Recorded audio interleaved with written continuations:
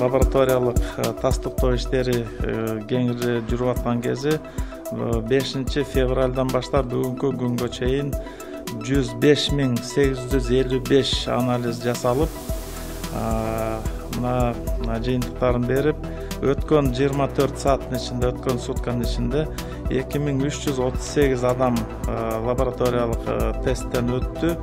Ошол лабораториялык тест жүргүзүүнүн жыйынтыгы менен 74 тастыкталган COVID-19 инфекциясын жугузуп алган учуру катталып жатат.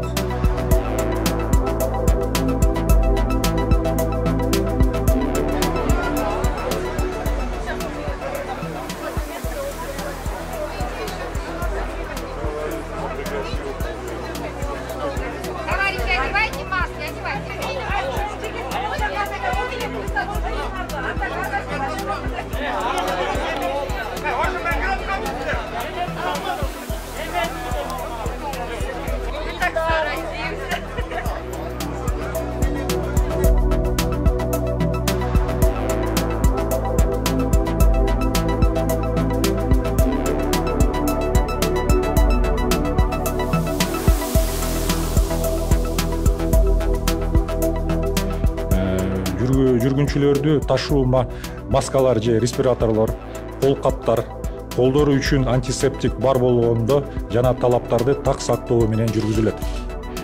Кире бериште санитардык тазалагыч орнотулушу керек. Ар бир сапардан кийин унааны дезинфекциялоочу заттар менен сүртүп коюу.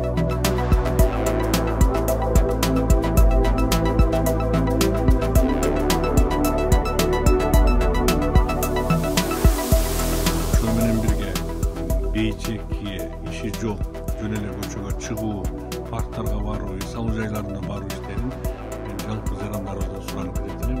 Ошол маселелерди